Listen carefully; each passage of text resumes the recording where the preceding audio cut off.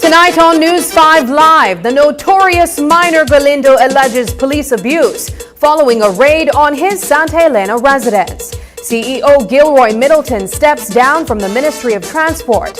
What's the latest on the investigation into the unaccounted Biswama funds? And tonight on Belize on Real, we take a closer look at mangrove conservation. These stories and more coming up on News 5 Live. My name is Nayeli Yakab. I'm the coordinator of the Benke House of Culture niche. Before the Belize Bank online service, I had to travel to San Ignacio because we don't have a Belize Bank branch in our community. Now with the service, I can conduct my transactions at the office, at the comfort of my home, just anywhere in the world. It has made my life much easier. I would recommend the Belize Bank digital services to everyone and anyone. It gives you back your time, it's highly reliable, it's available 24/7, and it just makes your life easier.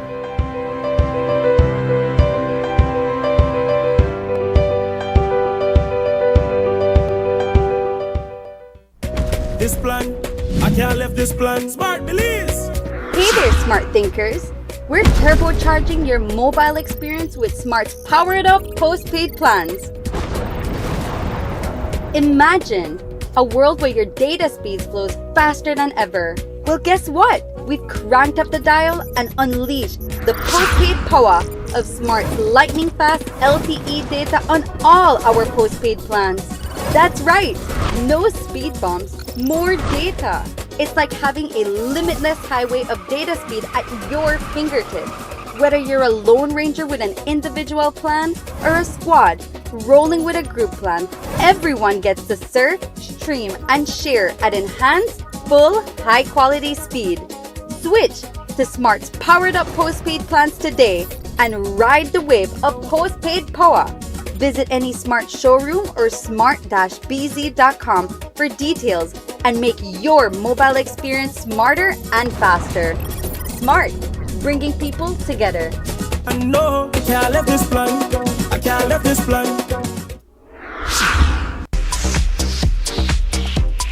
It's the return of your favorite Tuesday night entertainment. KTV The Remix Season 6 is here. Join us for an exciting night and a chance to win fabulous prizes. Plus compete in our halftime challenge. Get your tickets for just $5. Available at Channel 5 and Coney Drive and 88 Shopping Center. Can't make it in person? No problem. Watch it live on Channel 5 or stream it on Facebook and YouTube. The fun starts at 8 p.m. at the Bliss Center for the Performing Arts. KTV The Remix Season 6. It's hot, it's live, and it's only on 5. Child marriage is not just a legal issue. It's a matter of human rights and a form of gender-based violence. It often emerges from cultural beliefs and influence of closed-minded relatives, depriving children of their basic human rights to freedom, security, education, and a voice.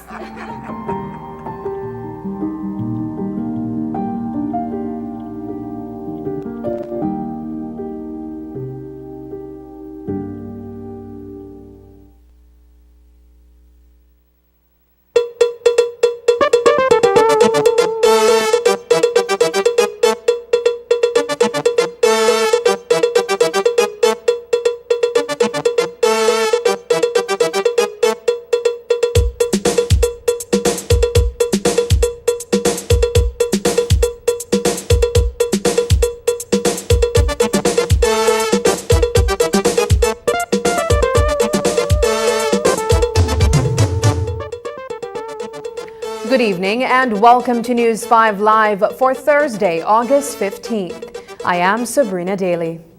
The Galindo brothers from Santa Elena town are notorious figures in the eyes of the public. Back in June, a shooting incident claimed the life of David Galindo, the older sibling. When David was rushed to the hospital, the brothers and other family members were accused of damaging public property at the San Ignacio Community Hospital, as well as threatening medical workers. Several individuals have been charged for disorderly behavior in relation to that incident. Subsequently, Santa Elena town began experiencing a sharp increase in violent crimes, including murders. There is no public information to suggest that the incident involving the Galindo brothers is at all connected to this increase in major crimes. Dozens of police officers, including members of the GI3, have since been deployed to the twin towns to keep the peace. And the Galindo family are tonight saying that they are being constantly harassed on their property by those police officers. The family reached out to our newsroom today after an incident this morning in which they are accusing police officers of physically abusing several minors during an operation on the property. News 5's Paul Lopez reports. My point where I address the media, and it concerned me now, because we adults, we get locked up many a times, and that don't really make concern, because like what the commissioner said, he want bring pressure, he could bring pressure, but no one intervene with childs, and I got video footage of it. A police station was inaugurated a week ago in Santa Elena to address the crime situation in that town. Minor Galindo says he has spent 48 hours behind bars, including within the new police station, at least 20 times over the course of the last 3 months. Police accuse Galindo, his brothers, and other family members of being members of a gang. Minor Galindo refutes those claims, though his main concern today was the children that live on the family property. When you start intervening child who are 8 years old, 9 years old, for actually carry them back at the house, for they ask them certain things and the kids then traumatized, now it gone too far. News 5 has obtained surveillance footage of an operation this morning. What we have been able to gather does not show much by way of abuse of authority. But the family contends that is because the officers disconnected their cameras and demanded that they do not record on their phones. There is one instance captured on camera that was brought to our attention. A senior officer from the Santa Elena formation was captured confronting another officer that was with the team. This happened while several individuals from the property were detained in the back of a police mobile. Galinda's account is that the second in command was confronting the next officer over the ill treatment of the minors in the yard. That happened this morning. That exactly about around 9 this morning. All of we to sleep in our home. Even the kids. Even the kids come knock down this, knock down that. Wake up, everything, nothing wrong. And like I said, nothing wrong for make them do the operation. Nothing wrong for make them do the patrol. One shop it one here, I don't know when they see it. All of a sudden, the GI trigger is one officer. Right? No, I don't talk bad about them, right? I don't talk bad about them because they got a job for do.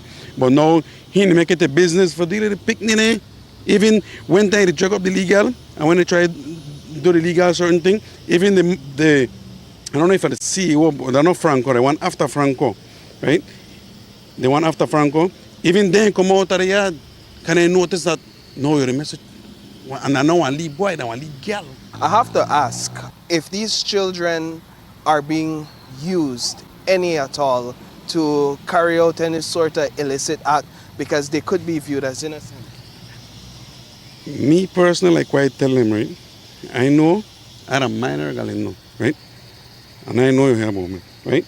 If you don't have any concern, if you don't want to deal with me, if you don't want to send me to jail for SOE, send me to jail for SOE. If you don't want to send me for a gang charge, send me, but no, please stop harass my family. I know they live a loveless life.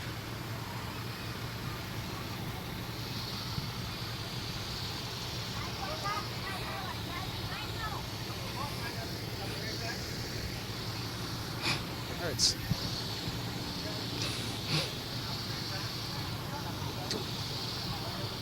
"20 years over this.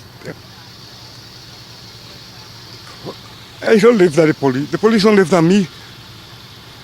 Man, I don't know a alien there. And I know that I'm a better policeman than what I say. Let's go. And I jump way this way, and I jump and I try hold the hand, and the next one they look for grab me in my shoulder, but then the things are totally wrong in my yard, friend. Left the child alone, then the future tomorrow. We also heard from Mayor Earl Trapp, who, following the spike in major crimes within the Twin Towns in late June, supported the deployment of police reinforcement. Today he told us that he is not aware of all the details pertaining to the incident, but that while officers are necessary to uphold the law, children must be protected. When we are advocating for safety, for security, for a safer municipality, we need the police to uphold the law. But at the same time, I believe that the police have been trained and they must provide a service with principles. So we must understand that adults are adults and minors are minors. So there is a law and we must protect our children. Reporting for News 5, I am Paul Lopez. On Thursday morning, shortly before midday, Punta Gorda police responded to information that the lifeless body of a man had been discovered near a pier on Front Street. Upon arriving at that location, the officers observed the lifeless body of 44-year-old Jennison Vernon. He was found face down next to the seawall by the Fishermen's Cooperative. Vernon had been hacked to death, and on his body were as many as 7 chop wounds from his upper shoulder to the middle of his head. Vernon was recently released from the Belize Central Prison and was reportedly homeless. We understand that the murder victim has no known relatives in PG. A husband and wife couple is out on bail tonight after being charged for the theft of a vehicle here in Belize City. 41-year-old Stacy Gillett and Alex Gillett, both of Antelope Street Extension, appeared unrepresented before the lower court today, where they were arraigned on a single charge of theft. It is alleged that on July 21st, they stole a 2019 Nissan Rogue, valued at $35,000 from Brenda Gabriel, who reportedly inherited the vehicle from her deceased grandmother. According to Gabriel, while she was dealing with her grandmother's funeral, the couple stole the keys to the mid-size SUV and made off with the vehicle. On July 31st, police visited the traffic department where they received a copy of the title for the vehicle, along with an affidavit made by Alex Gillett without Gabriel's permission. A wanted poster was subsequently issued by the Belize Police Department, and after 3 days in detention, Stacy Gillett was taken to court where she pleaded not guilty to the charge. Coming up, Beltrade bids farewell to Dr. Leroy Almendarez.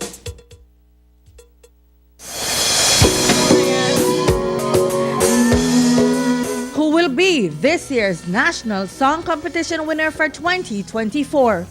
Who will walk away with $20,000? It's all happening at the Bliss Center for the Performing Arts starting at 8 p.m. on Friday, August 16th. The panel of esteemed judges will be looking for originality, melody, lyrics, arrangement, harmony, vocal and stage performance, production, and overall appeal. There will be second and third place winners.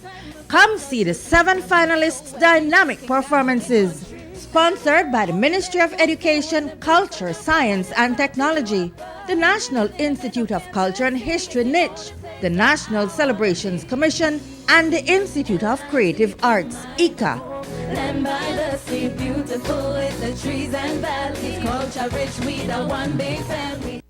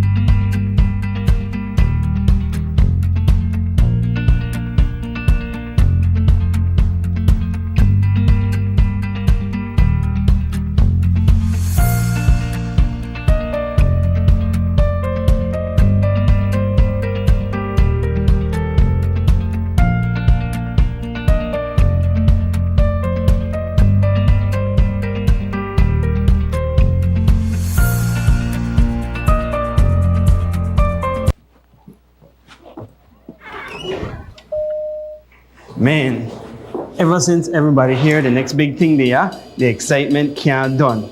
Everyone wants to know more. More? Yes, please. I tell them, say hello to unlimited data, only with Digi. You can now enjoy unlimited data with Digi's postpaid plans, like the Plus plan, which just got cheaper, I might add. The Elite and Max plans also have unlimited data. You can have from 5 to 7 people on your shared plan, with all having unlimited data 24/7. I tell you, big things. If you're not signed up already, I suggest you sign up now. Make the switch to Digi. The next big thing there, go sign up for your unlimited data. Unlimited is unlimited. Never worry about data again. It's the return of your favorite Tuesday night entertainment. KTV The Remix Season 6 is here. Join us for an exciting night and a chance to win fabulous prizes. Plus compete in our halftime challenge.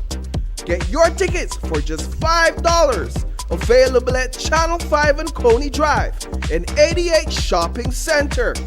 Can't make it in person? No problem. Watch it live on Channel 5 or stream it on Facebook and YouTube. The fun starts at 8 p.m. at the Bliss Center for the Performing Arts. KTV The Remix Season 6. It's hot, It's live and it's only on 5. Shop smart for your Samsung devices in Belize and enjoy benefits you won't get anywhere else. When you shop locally for your Samsung, all your devices will be covered by a 1-year local warranty.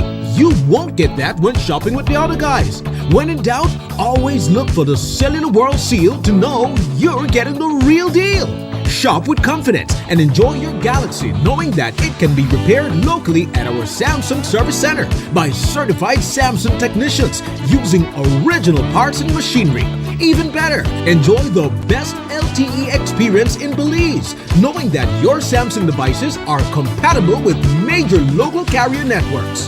Get the ultimate Samsung Galaxy experience only when you shop from authorized Samsung resellers nationwide.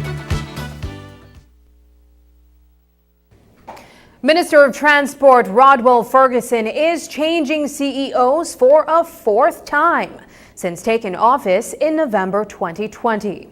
That's because Dr. Gilroy Middleton, who has been the second in command of that government department since January, has resigned. According to Ferguson, his CEO received a better job offer from the University of Belize and has decided to demit office. Since assuming that portfolio almost 4 years ago, Minister Ferguson has been assigned 3 CEOs, including Marconi Leal Jr., Adele Katsim, and Gilroy Middleton Jr. Earlier today, News 5 spoke with Ferguson by phone, who told us that he shared a cordial and productive relationship with Dr. Middleton. My CEO and myself had a very good relationship. And there was an offering for him at the University of Belize. And he believed the package was extremely excellent, especially with whatever comes with the package. And he lives in Belize City. And so he said, Minister, it is best that I live in Belize City and work from Belize City. Because as the CEO, he is travel from Beltrade to Belize on a daily basis. So he chose to go to Belize City and that's it. Okay, this would be the 3rd CEO you would be changing within the past 4 years or so. What's next in terms of finding someone to replace him? I don't know. That is the responsibility of the Prime Minister. And I say even when my second CEO gone, it was because Minister Dolores said she wanted her to be her CEO as a female. So there was no disparity between me, myself, and the past CEO. And likewise this present one. What happens in terms of being able to deliver on the works of your ministry in the interim? Normally, once a CEO leaves, then another CEO holds over temporarily. But each department have a head, and so we function as normal. But normally, a CEO gives a directive that was assigned by the CABSEC or by the Prime Minister. When is Dr. Middleton's resignation effective? It is effective, I think, on Monday. Okay. Do you have any succession plan in the short term? As I said, that is the prerogative of the Prime Minister, and so he will decide by now on Monday to decide who is going to be my new CEO. As we reported on Wednesday, a new executive director is taking the helm at Beltrade as Dr. Leroy Almendarez assumes a new position as Chief Executive Officer at the Social Security Board. Dr. Almendarez has served as the head of the Belize Trade and Investment Development Service for the past 6 years, and his tenure is characterized as, quote, by his unwavering commitment to advancing Belize's trade, investment, and economic development. His leadership has left a lasting impact on Beltrade and the broader economic landscape of Belize, end quote. Dr. Almendarez has participated in several high-level trade and investment negotiations with Taiwan, Guatemala, Mexico, and the United Arab Emirates. On Monday, Ishmael Quiroz officially takes over as the executive director of Beltrade. We've told you about the businesses in Santa Elena that took a significant hit on their income following the closure of Hawksworth Bridge for renovation 4 months ago. Since then, several initiatives have been undertaken to bring business back to the area while the bridge remains closed. The low-lying bridge has been made a two-way crossing to divert vehicular traffic to the area. Additionally, a group of business owners have since established the Santa Elena Business Association. This weekend, the association is hosting its very first event, a business expo. News 5's Paul Lopez reports. Sandy's Deli is opening its doors one last time on Friday.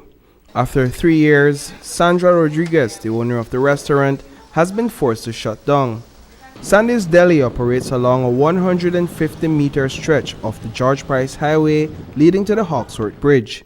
She says that business has been extremely slow since May when the bridge was closed for renovation. It has been very challenging because right now we can't meet the rent. Sometimes and some days we only sell like $100 worth for the day, and that even cover what we spend during the day for buy the things. So it's very challenging, and plus sometimes you have to pay the staff, you have to pay your trade license. You can't come up with that right now since the bridge. The plight of businesses like Sandy's Deli prompted other business owners to come together to form the Santa Elena Business Association. It is led by Norberto Rancharan. Since the 3rd of May, when the bridge was officially closed, I think the whole idea of the closure of the bridge wasn't actually thought out thoroughly, because it was done for the traffic reasons, but in the business side of it, it really put a dent on the activity here and this stretch of the road, right? And that was what triggered the birth of the Santa Elena Business Association. The first move was to request that the low-lying bridge, which connects Santa Elena to San Ignacio, be turned into a two-way bridge. Mayor Earl Trapp agreed and gave the order. I've been very much concerned because of the different complaints from the businesses in that area that they have been nosediving. And hence the reason we decided to allow the low-lying bridge as a two-way, especially for small vehicles. Since it was only a one-way before, then there weren't traffic in that area. So this allowed traffic to go in that area, and it has certainly improved the business, but not to the extent that the businesses were expecting. With the new traffic regulations, motorists traveling from San Ignacio must now make a right turn off the low-lying bridge. This route takes them to an intersection near the Hawksworth Bridge that diverts traffic into the affected areas. In addition, the association is planning a business expo for Saturday. It's going to start from 9 in the morning and up to 5. By 6, everybody should leave, right? But we are expecting to see raffles, a lot of foods, and a lot of giveaway. And these people that are coming, they're also coming to support us here in Santa Elena since we have been a little down in the different businesses area, the establishment here from Santa Elena. So we all have come together and we are joining hands and we are helping each other. And the businesses here in Santa Elena, from Mr. Mac's studio going down to the Social Security, is going to be the area where the expo is going to be happening. All the activities going to be happening here. Don't be afraid to come out. We want you to come out and bring your entire family. It's been pretty much a challenging amount of months for us, but thankfully, we're resilient, and along with the Santa Elena Business Association, conducting different types of programs for us to try to help boost up the business in the area. I think has been a positive thing for us as well as the area that we're in. We're actually planning really some very nice promotions coming, this Saturday. Of course, everyone is invited. But yes, we will be having a 10-20 sale, so that's up to 10% off on cash, but it's going to be pretty much more than that. There is, however, one issue that the Business Association stayed clear of addressing. That is the cost of police security for Saturday's event. The association wrote to the Belize Police Department requesting 4 officers for the expo. They have since been informed that 4 is insufficient. As a result, the department is sending additional officers, reportedly at a cost of over $3,000. Mayor Trapp contends that the department needs to strike a compromise, given the hard times these businesses are facing. This is something, Mr. Lopez, that I've been very much concerned about, and hence the reason I've been saying to the relevant authorities, mainly the police in charge in San Ignacio and Santa Elena, we have to learn to give and take. It's a collaboration between the community and the police. Because many times the police would come to the community and say, you know what, we don't have these resources in our office. We need a microwave, we need flashlights, we need gas, we need diesel, we need different things. But if you need a new expect the community will give you, then you can give back to the community by providing security. You know, like for example, especially at a function, I'm diverting a little, but especially when you have an event that is for non-profit organization and something that has no alcohol seal. My God, at the least the police should provide police free of charge to at least just patrol the area. Reporting for News 5, I am Paul Lopez. Last week, news surfaced that the administrator of the Solid Waste Management Authority was put on administrative leave while an investigation commenced on missing monies at the government agency. The Ministry of Sustainable Development issued a press release informing that it was in the process of investigating what appeared to be missing funds from the office. The suspicion then was that the funds had been mismanaged. When the Prime Minister touched on the matter, he said that the police would be involved at some point, and that if there was any wrongdoing identified, there would likely be a court case. It's been more than a week since then, and today we asked the Minister of Sustainable Development, Orlando Hebet, for an update. It is something that has already gone to an investigation through the Office of the Attorney General. She has been asked to make a report and respond to a letter that was submitted to her. She was placed on 5 days administrative leave, and she has That's already gone. Yes, I think yesterday, and then she has another 4 or 5 days to respond to the letter. That is as much as I can say to that, because we don't want to prejudice whatever she will write or say or what we will be able to do, because the investigation has to continue. The $6.9 million land acquisition for the University of Belize Hospital is situated near a sewer system on the outskirts of Belmopan. The initial plan was to build the hospital on the UB compound, but officials from the government have since reasoned that logistically, that location would not be ideal. Today, the Minister of the Environment, Orlando Hebet, weighed in on the issue. He told News 5 that there will have to be some kind of study or environmental impact assessment before any construction begins.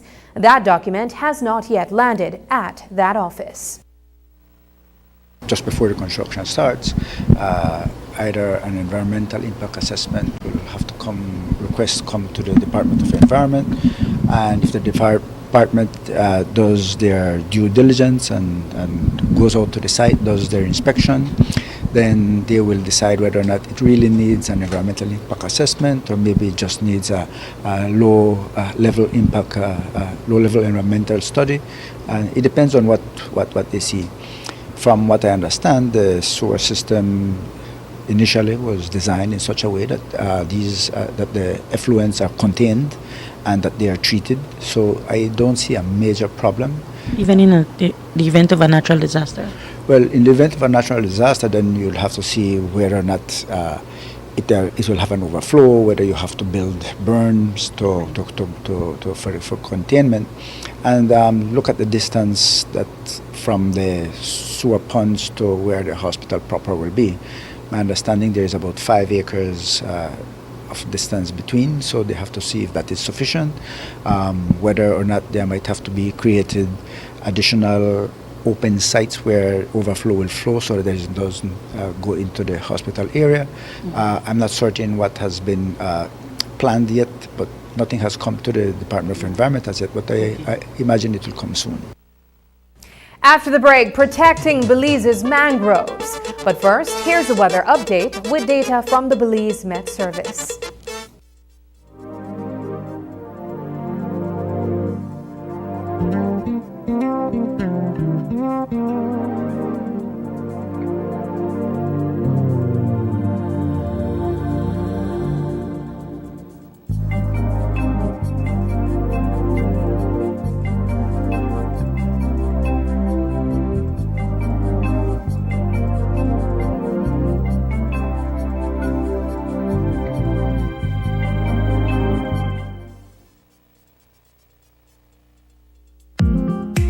The Elections and Boundaries Department presents the following information on transfer of electors. transfer of electors is conducted during the period 1st July to 31st August of each year.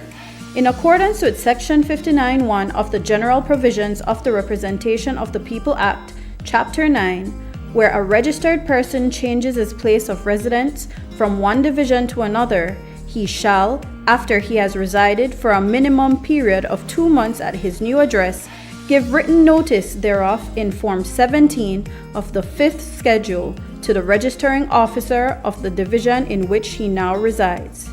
Therefore, electors who have changed addresses from one electoral division to another shall visit the Elections and Boundaries Registration Office in their new division to apply for transfer. To facilitate the process, electors are encouraged to bring along a picture ID such as voter's identification card, social security card, driver's license, or passport. The Elections and Boundaries Department takes this opportunity to encourage persons who have attained the age of 18 years or over and others who have not yet re-registered since 2nd July 2018 to visit the Elections and Boundaries Registration Office in the electoral division where they reside and apply to be registered. To become a registered elector, every person shall be 18 years of age or over and is a citizen of Belize or is a citizen of any Commonwealth country who has ordinarily resided in Belize for a period of not less than 12 months and is a resident for a period of not less than 2 months in the electoral division in which he seeks registration. Remember, you have a civic duty to ensure that you are registered in the electoral division where you reside. This message is brought to you by the Elections and Boundaries Department.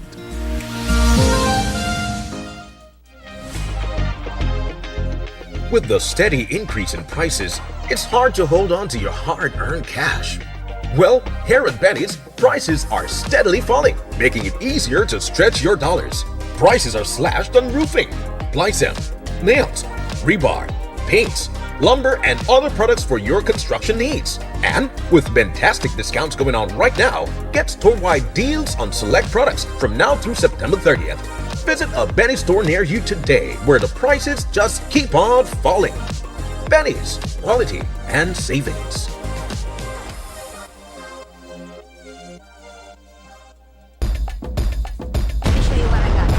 Belize City Chicken Express, with spacious parking and air conditioning, has the widest variety of delicious chicken dishes to satisfy your every craving. You've been asking, and we heard you. Our Belize City branch is now open until 8 p.m. Chicken Express, with the unique taste of quality chicken. MacNav Visual Strategies, where creativity meets business. Step inside our world of innovative visual solutions. From captivating graphic design to expansive wide-format productions, our services are tailored to bring your vision to life. Experience the impact of our high-quality signage and billboards, embroidery, promotional items, and professional paper printing, all designed to elevate your brand's presence. Every project reflects our commitment to creativity, quality, and client satisfaction. At MacNav Visual Strategies, we transform ideas into visual realities. Get in touch today.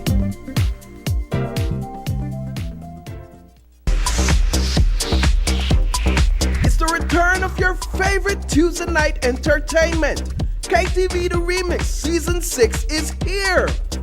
Join us for an exciting night and a chance to win fabulous prizes. Plus compete in our halftime challenge.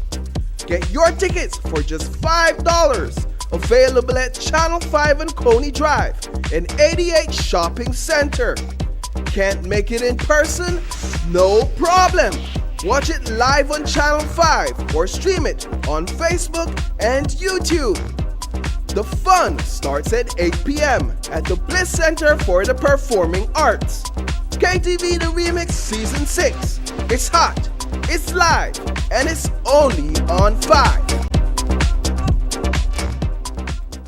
Mangroves serve as a natural buffer to coastal communities in time of natural disaster, as well as provide a habitat for marine life near the coast.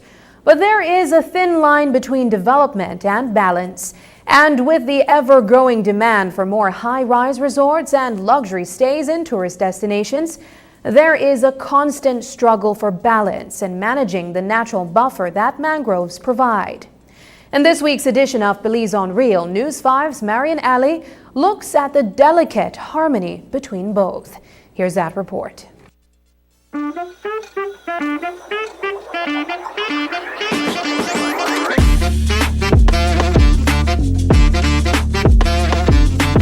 Mangroves provide a natural shield when hurricanes bear down on coastal communities.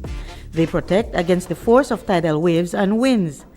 But a lot of Belize's mangroves are being destroyed, wantonly in many cases, for the sake of development. There is a conscious effort on the part of the government to reverse that trend by implementing new measures. In our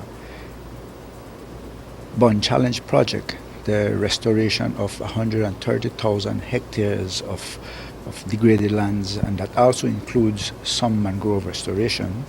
I think it's around 6,000 acres of mangroves that will hopefully be restored and replanted between now and 2030. So we have a restoration desk at the Department of Environment, and they are now fully involved, fully engaged, trying to start the project. But it is going to be a collaboration with the private sector, with the NGOs who are working out there. We have, for example, certain regulations that regulate the use and tearing down of the mangroves, especially in areas where you have these developments for tourism, especially, or of housing in the Keys and in the coastal areas. Property owners should acquire permits from the Forest Department before they clear away mangroves for development, but many times the law is not upheld. So when the Department of the Environment gets the information, they assess the damage and impose a fine. As Belize's tourism industry grows, there is a demand for more construction of resorts and hotels in coastal communities. It potentially means that mangroves will be cleared to accommodate these buildings. Of particular concern for the World Wildlife Fund is that most of the lands that contain mangroves are privately owned. Nadia Bud is the Senior Program Officer for Marine Science and Climate Change. A key project that we are undertaking right now is looking at mangrove land tenureship. To understand, who own the private, to what extent, what percentage of mangroves in the country is in private hands, what percentage is still state-owned, where we can have some interventions. Our original estimation before we commenced this research is that, somewhere in the vicinity of 70% of Belize coastal zone is in private hands. And so that begs the need, for us to work with whoever these landowners, because that will only put additional pressure on the existing mangroves that we have. The WWF is working with the government through the Lands and Survey Department, the Belize Coastal Zone Management Authority Institute, and the Forest Department to undertake a national land tenure analysis. It is with a view to develop an engagement strategy to work with landowners on how to sustainably develop around the mangroves that are on their property. What will serve to complement that effort is a partnership that Fragments of Hope is forging with Strong Coast, a U.S.-based non-government organization, to provide training on how to trim mangroves. I don't know of any actual method, like they don't come and say, well, this is how to properly trim a mangrove. I don't know of any documents or anything to that effect. So with this training that with this collaboration that Fragments of Hope has with Strong Coast, more than likely I would be trained into how to properly trim mangroves among other people, and then that way we could come and train other people in Belize how to do that, because from what I understand, mangroves can't be cut any kind of way. It's not like the normal trees you see out here. If you cut it in a bad way, the whole thing can die. In May of 2023, Bowen & Bowen Company Limited spearheaded a mangrove reforestation exercise on Gulf Ski to curb erosion that has been occurring on the island for over a decade. Kent Garbott, an assistant lab technician at the CZMAI, explained to us that there was a special method being applied to the reforestation effort. We're using the method called the Riley encasement method. I must say of some sort, because I have altered it to suit this area. So the Riley encasement method is basically having something to enclose the mangroves in, a pipe, a bamboo, something of that nature. Right. So basically it's just cutting the pipe or the bamboo in the middle, facing it to the land, because we want the water to go in, but we don't want a lot of water to go in.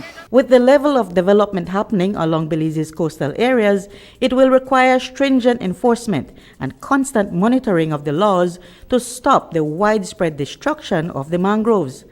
The Ministry of Environment has established an office in San Pedro to monitor unapproved mangrove clearing. But there is a need for countrywide cover. That is part of our problem.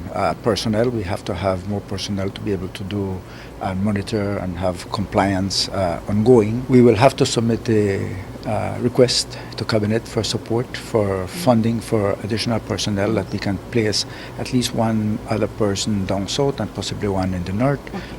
We have the areas of Placencia, Hopkins, and other small islands where we have a lot of development, and so that we need that type of monitoring and compliance. Reporting for News 5, I'm Marian Ali. It's the one-year anniversary of the Reef Resilience Project in Belize. The project was launched to protect one of Belize's most precious assets from further damage caused by the effects of climate change.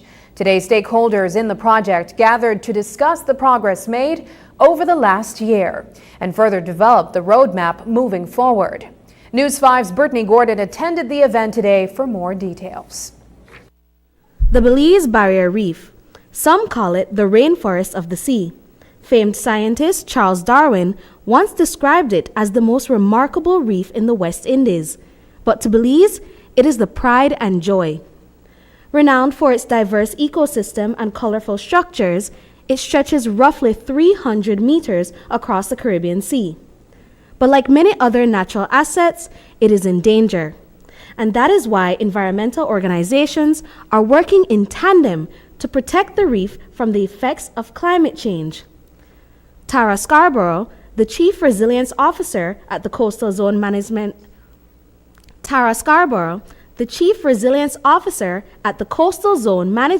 and Institute told us about this goal. I spearhead the Reef Resilience Unit at Coastal Zone. So essentially, this entire event is for the strategy for reef resilience in Belize. And we started strategizing in 2021, 2023. We ended up launching the strategy. And so today it's 1 year of progress, challenges we're highlighting.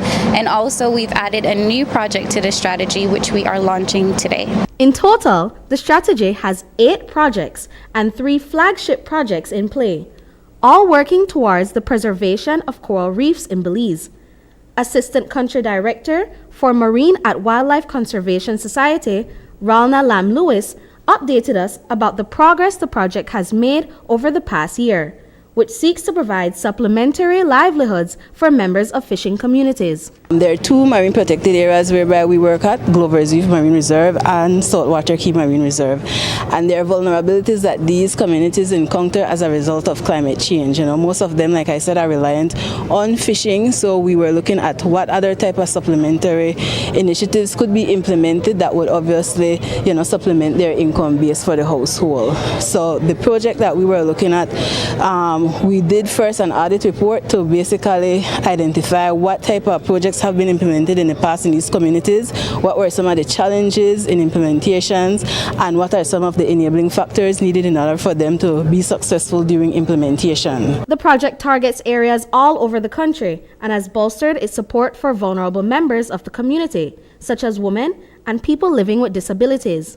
The Research Institute at the University of Belize also spearheads a project in collaboration with Turnef Atoll Sustainability Association. Director of the Research Institute, Dr. Jake Snadden, details the project.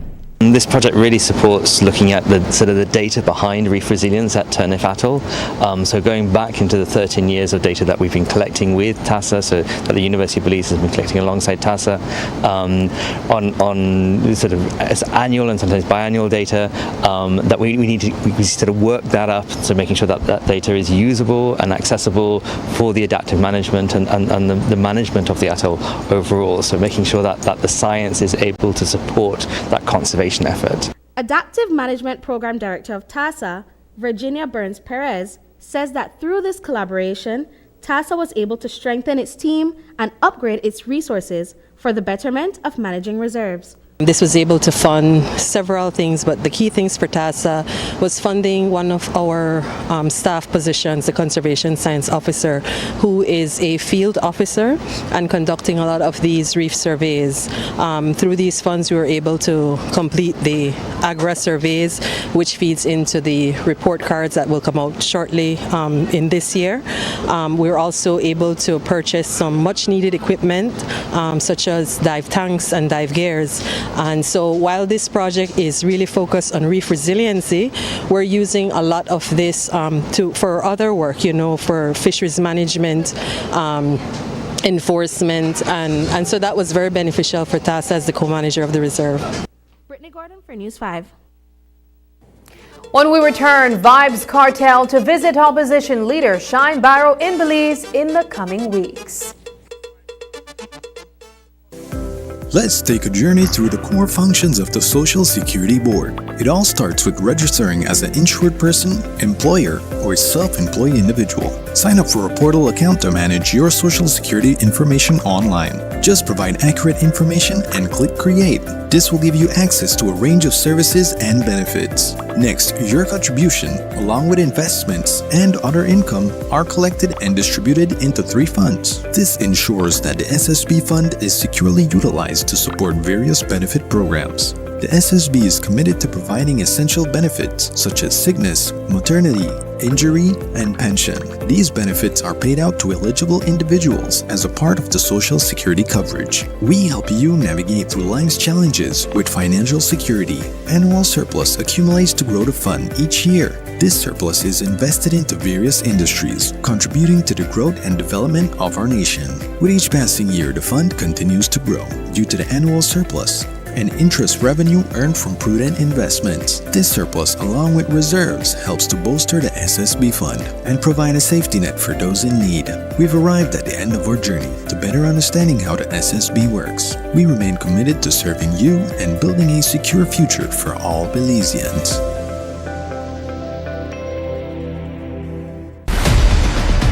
Borrowing by the Britannia government has been more excessive than by any previous administration. We have come to this National Assembly and borrowed approximately $1.7 billion with a B in 4 years, And as Senator Michael Perifit explained, that $1.7 billion with a B does not even include the constant domestic borrowing from the local financial system, an additional $758 million. Like, for example, the government issued a Treasury bill note in July to be matured in October for $64 million. Like, then leave millions there, we're not counting. This is just straight external loans that we take on in less than 4 years, $1.7 billion. The excessive nature of the borrowing is one thing. What is also worrying is the question of where exactly is the money going. We keep borrowing and borrowing and borrowing. We don't see no solar panel yet for the Saudis. We don't see none of anything there yet.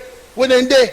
And we keep the borrow and borrow with nothing to show for it. The United Democratic Party calls on Britannia and the PUP to stop the excessive borrowing, which is not benefiting the people, but which generations of Belizeans will have to repay with interest. It is concerning. The national debt is increasing, and the more we borrow, the less we see, and the more components come in these loans that have nothing to do with real development. When will we stop borrowing? This plan, I can't leave this plan. Smart Belize! Hey there, smart thinkers. We're turbocharging your mobile experience with Smart's powered up postpaid plans. Imagine a world where your data speeds flows faster than ever. Well, guess what? We've cranked up the dial and unleashed the postpaid power of Smart's lightning-fast LTE data on all our postpaid plans. That's right, no speed bumps, more data. It's like having a limitless highway of data speed at your fingertips. Whether you're a lone ranger with an individual plan or a squad rolling with a group plan, everyone gets to surf, stream, and share at enhanced, full, high-quality speed. Switch to Smart's powered-up postpaid plans today and ride the wave of postpaid power. Visit any Smart showroom or smart-bz.com for details and make your mobile experience smarter and faster.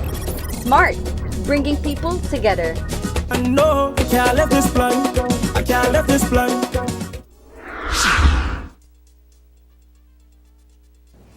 Jamaican dance hall recording artist Vybz Kartel was freed from prison a few weeks ago after serving 13 years for the murder of Clive Lizard Williams. Since his release following a lengthy legal battle for his freedom, the popular entertainer has been making his rounds in the media. A few minutes ago, Kartel released a short video clip informing the Belizean public that he will be visiting the Jewel in the next 2 weeks to call on opposition leader Shine Barrow. Belize, this is Vybz Kartel, and I'm coming your way in a few weeks. Belize, expect me. Shines, my original brother from another mother, and the G, the future Prime Minister. And I'm coming as the Rhyme Minister, don't? Oh. Of note is that opposition leader is presently in Jamaica, where he met with Prime Minister Andrew Holness on Wednesday. In a statement released by Barrow, he said, quote, "We discussed the state of our nations, in particular economic development, education and citizen security." PM Holness is also the chairman of the Caribbean Democratic Union, of which the UDP is a member. Thus, it was important I seek his counsel on how best to ensure we deliver 16 seats in the general elections that are upon us, end quote.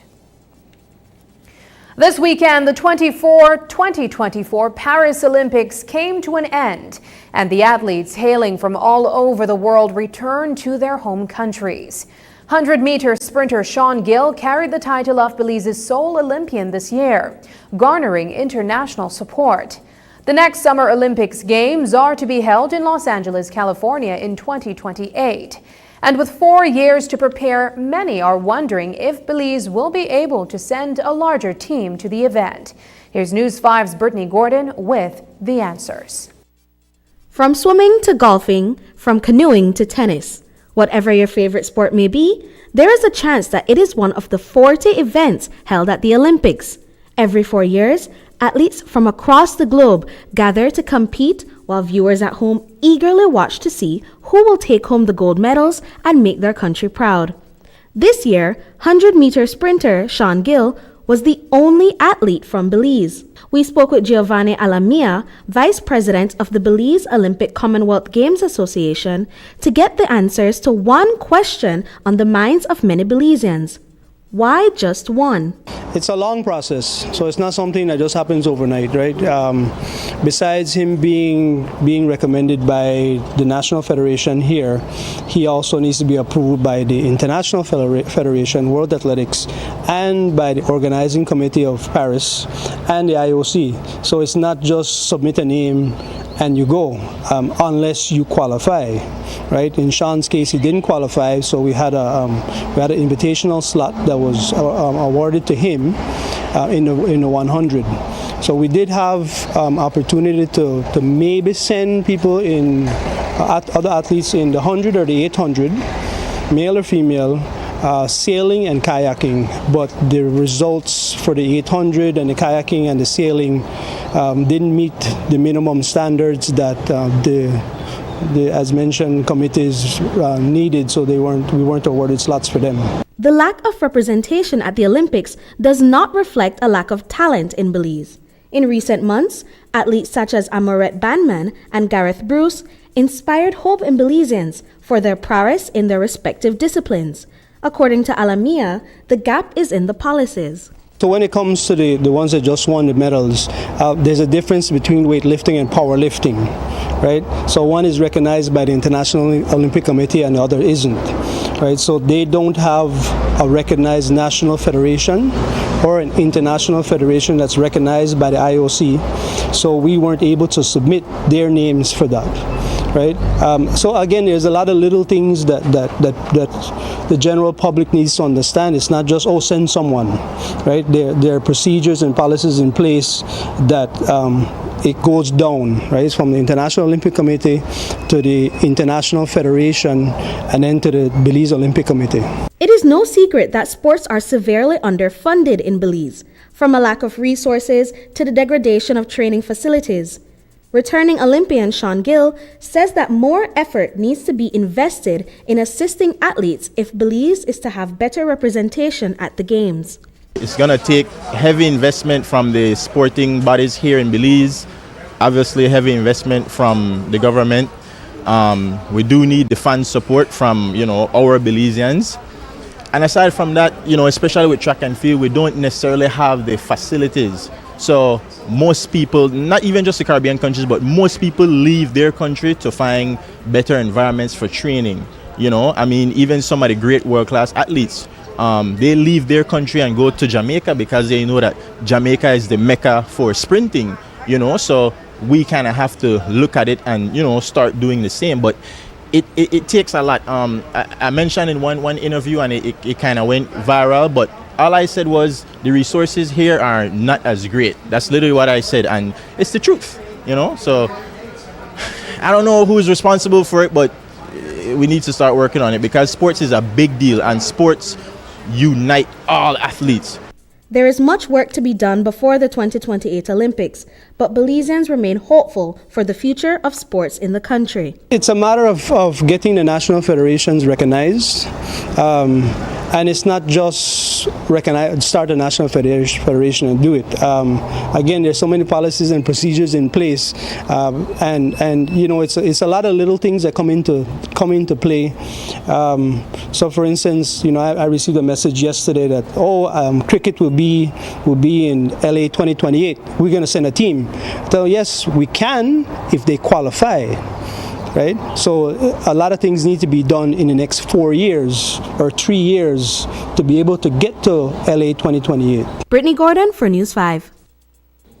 Up next, Belize prepares for COP29 in Azerbaijan. There's no need to travel far when there's so much beauty here in Belize. Moyuna Resorts invite you to plan a staycation with a special discount at Sweet Songs Jungle Lodge, the Watermark Belize Hotel, and Hopkins Bay Resort. Escape to paradise with 15% off local rates for multi-bed or multi-bedroom units through August 31st. Enjoy the mountains of San Ignacio, island life on Umbergui Ski, or the calm coast of Hopkins. Give us a WhatsApp text at 671-4977 to book your stay. That's 671-4977 for this exclusive Belizean offer. Let's all be safe during the rainy season. Belize Electricity Limited reminds you that heavy rains can cause flooding in your neighborhood and on roads. Avoid driving or walking in flooded areas, which can have hidden dangers such as debris and fallen power lines. Belize Electricity Limited cares about your safety. Please stay safe.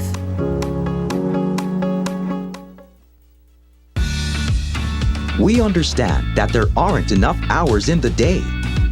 That's why RF&G is working to make the process of renewing your insurance policies easier. WhatsApp the words "Get Started" to 670-8700.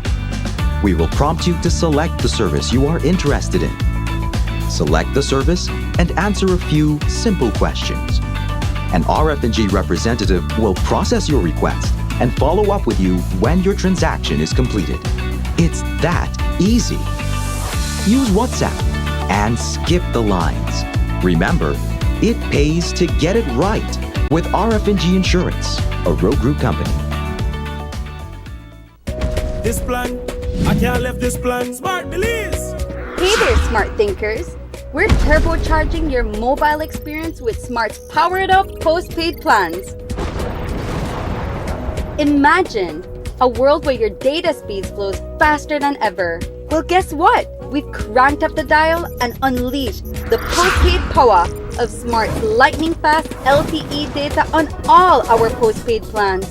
That's right, no speed bumps, more data. It's like having a limitless highway of data speed at your fingertips. Whether you're a Lone Ranger with an individual plan or a squad rolling with a group plan, everyone gets to surf, stream, and share at enhanced, full, high-quality speed. Switch to Smart's powered-up postpaid plans today and ride the wave of postpaid power. Visit any Smart showroom or smart-bz.com for details and make your mobile experience smarter and faster. Smart, bringing people together. I know I can't let this plan. I can't let this plan. As we reported, Dr. Osman Martinez was sworn in as Minister of State in the Ministry of Foreign Trade 2 days ago. The former CEO in the Ministry of Economic Development won handsomely at the polls last month in the Toledo East by-election. Today, Cabinet Minister Orlando Habet said he thinks Martinez is a plus for the party, the government, and for Belize.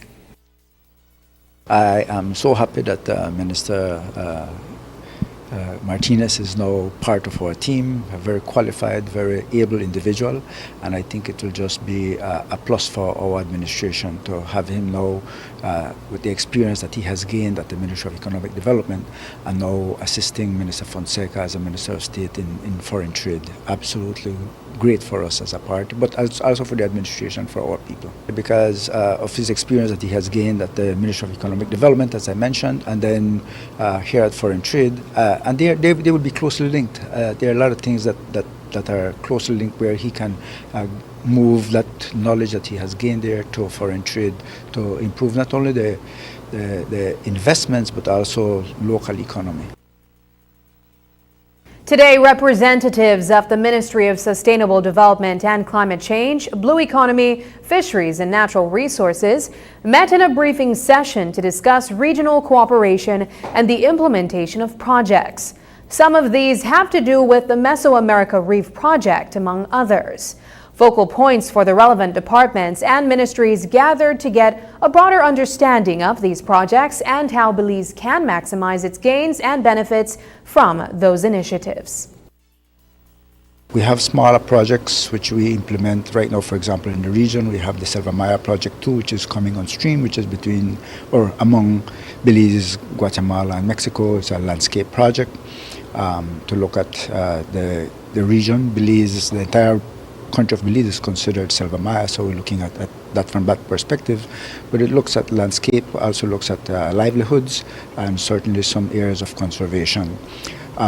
We have on stream a project which Belize was not directly a part of, which is the Dry Corridor project, but we have been pushing as much as we can to be part of that regional project. For some reason or the other, $179 million under GCF, and Belize was not involved.